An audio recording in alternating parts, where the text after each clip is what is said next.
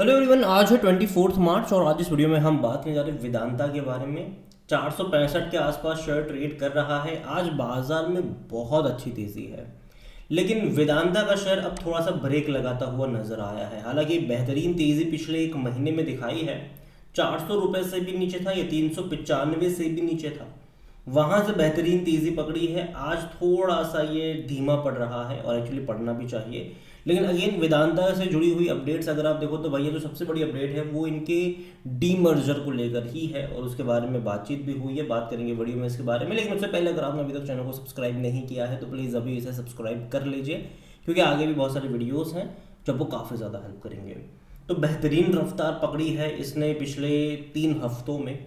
शानदार तेज़ी देखने को मिली है। 300 रुपये मतलब 400 रुपये से भी नीचे था यह शेयर, और शानदार बेहतरीन तेज़ी दिखाई है इसने। बेहतरीन तेज़ी, ऑलमोस्ट 18% की रफ्तार है अगर आप लोअर लेवल से देखोगे तो। एक साल की अगर हम बात करें तो पिछले एक साल में 74% का ग्रोथ है। हालांकि ग्रोथ बहुत जल्दी आ गया था, उसके बाद देखो तो लगातार ये कंसोलिडेट ही कर रहा था। तेज़ी आई, गिरावट आई, तेज़ी आई, गिरावट आई, थोड़ी बहुत अटेम्प्ट भी करे, फिर वापस गिरा, फिर वापस एक बड़ा अटेम्प्ट अभी यहाँ पर करा है। देखते हैं कि ये सक्सेसफुल हो पाता भी है कि नहीं। और जो रेजिस्टेंस यहाँ पर है वो डेफिनेटली 500 रुपये का लेवल एक रेजिस्टेंस के तौर पर यहाँ पर काम ज़रूर कर रहा है। वहाँ पर रुकता है भी कि नहीं वो भी देखना होगा। और इवन जो इनिशियल रेजिस्टेंस है वो 470 रुपये के आसपास भी देखने को मिल रहा है।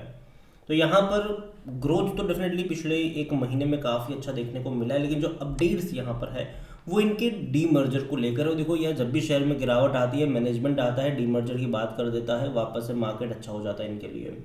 यहाँ पर अनिल अग्रवाल ने, अगर आप देखो तो ये एक्चुअली ये जो न्यूज़ है ये 19 मार्च की है, 5 दिन पुरानी न्यूज़ है, ठीक है। और पिछली 5 दिनों से तेज़ी है यहाँ पर अगर आप देखो तो उनको लगता है कि आने वाले 4 से 6 महीने में डीमर्जर का जो एनसीएलटी से जो भी अप्रूवल है वो इनको मिल जाएगा। यहाँ पर वेदांता का जो चेयरमैन है अनिल अग्रवाल, उन्होंने जो डीमर्जर को लेकर जो है वहाँ पर उन्होंने ये कहा है कि कंपनी एक्सपेक्ट कर रही है कि नेशनल लॉ ट्रिब्यूनल जो है NCLT to approve its propose demerger within 4 to 6, मतलब 4 से 6 महीने में एनसीएलटी से अप्रूवल आएगा, ठीक है। उसके बाद डीमर्जर का प्रोसेस होगा, तो उसमें अगेन थोड़ा टाइम लग जाएगा। तो ये चीज़ भी होगी।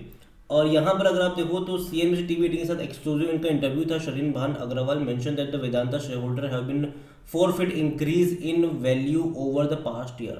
He also noted that the government is 25% partnership in all Vedantas। देखो वेदांता लिमिटेड में अगर आप देखो तो गवर्नमेंट की भी तकरीबन 25% की होल्डिंग है, ठीक है।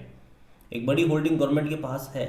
और एक्चुअली में अगर देखो तो उसके चलते ये भी हो रहा है कि गवर्नमेंट भी कुछ ना कुछ डिसीजन पावर यहाँ पर मतलब रखती है। उसका रीज़न ये है कि वेदांता चाहता था, मतलब अनिल अग्रवाल और उनकी जो बोर्ड है वेदांता रिसोर्सेज, वो चाहता था कि वेदांता लिमिटेड को के जो भी इंटरनेशनल जिंक असेट्स का जो बिजनेस है वो हिंदुस्तान जिंक, जो कि वेदांता की ही कंपनी है, उसको बेच दिया जाए, ठीक है। लेकिन ये हुआ नहीं, ये हुआ नहीं वहाँ पर, क्योंकि यहाँ पर अगर आप देखोगे तो गवर्नमेंट की भी 25% का स्टेक है, और गवर्नमेंट ने इस चीज़ को अप्रूव नहीं किया। हिंदुस्तान जिंक में 29% का स्टेक है गवर्नमेंट के पास। तो ये चीज़ है यहाँ पर। Addressing Vedanta's exit from the steel sector, जो वेदांता एग्जिट करे स्टील सेक्टर से, तो अनिल अग्रवाल ने कहा है कि steel was never a core business for the company. उन्होंने ये भी कहा है कि एल्यूमिनियम इंडस्ट्री बहुत तेज़ी से ग्रो कर रही है और वो अपनी कैपेसिटीज़ को लगातार बढ़ा रहे हैं, while integrated renewable energy solutions. यहाँ पर अगर आप देखो तो कंपनी स्केल कर रही है ऑपरेशंस और ग्रोइंग डिमांड को ध्यान में रखते हुए।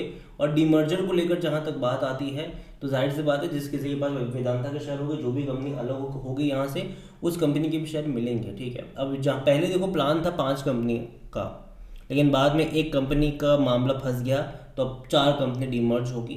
तो यहाँ पर एक तो होगा वेदांता एल्यूमिनियम होगा यहाँ पर, जो कि वर्ल्ड का लार्जेस्ट प्रोड्यूसर है एल्यूमिनियम का। इसके अलावा एक और कंपनी होगी वेदांता ऑयल एंड गैस, ठीक है। इसके अलावा वेदांता पावर होगी, उसके अलावा होगी वेदांता आयरन एंड स्टील होगी यहाँ पर। तो ये सी चीज़ें होगी। इसके अलावा देखो तो हिंदुस्तान जिंक भी भैया देखा जाए तो वो भी वेदांता ही प्रमोटर है यहाँ पर, बड़ी क्वांटिटी उन्हीं के पास है, तो वो चीज़ भी है।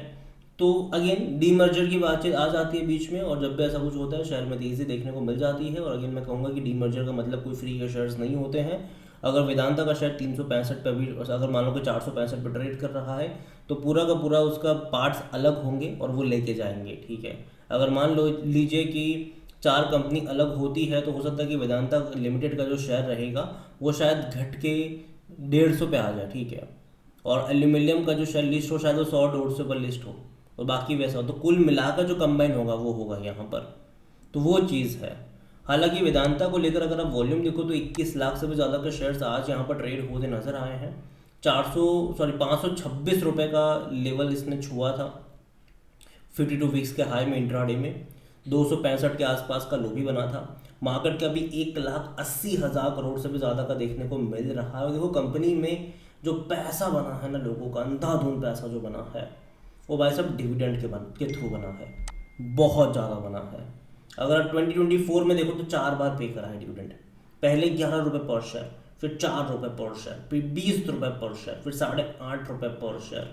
और ये सिर्फ 2024 की ही बात नहीं है, 2020 से 2019-20 से ऐसे ही भारी भरकम डिविडेंड मिल रहे हैं।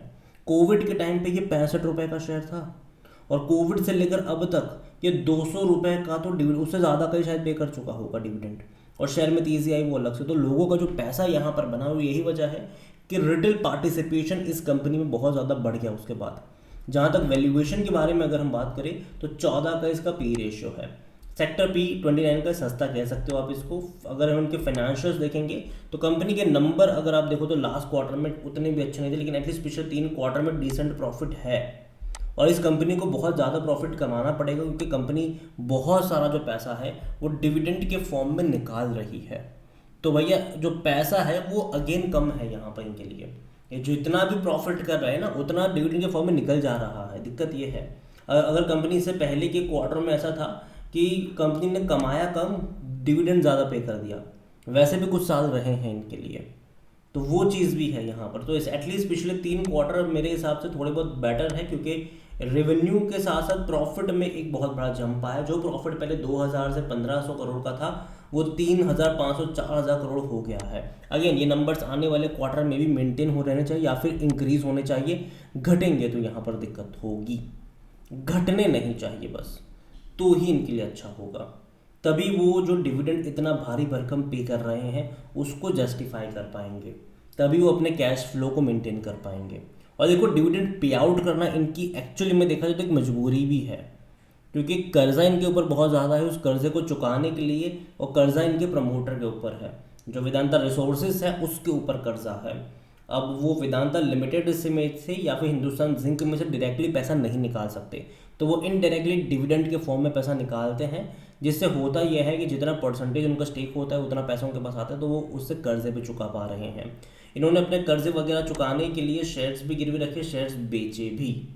अगर आप वेदांता में देखोगे तो भैया जो होल्डिंग ज़्यादा थी 69% का शेयर था वेदांता के पास आज से 2 साल पहले, आज वो घट के 56 पर आ चुके हैं। अच्छी बात यह है कि इंस्टीट्यूशन ने खरीदारी करी है यहाँ पर।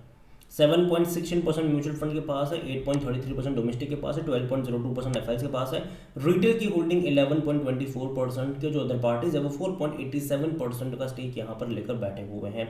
ओवरऑल अगर बात करूँ वेदांता के बारे में, अगेन कंपनी खराब नहीं है, लेकिन अगेन ये जो भी है वो डीमर्जर को लेकर है। डीमर्जर के बाद जो होगा वो एक मेजर प्रॉफिट बुकिंग आपको देखने को मिलेगा डीमर्जर के बाद, याद रखिएगा, क्योंकि ये देखने को मिला है, या अक्रॉस कई सारी जो भी कंपनी डीमर्ज हुई है उसके बाद वो देखने को मिला है कि मेजर प्रॉफिट टेकिंग हमने देखा है, चाहे वो आईटीसी रहा हो या फिर और भी कंपनीज रही हो। आप चाहो तो ट्रैक रिकॉर्ड चेक कर लेना, कहीं ना कहीं डीमर्जर के बाद एक प्रॉफिट टेकिंग जो है वो आती है, और यहाँ पर भी कुछ ऐसा ही होगा।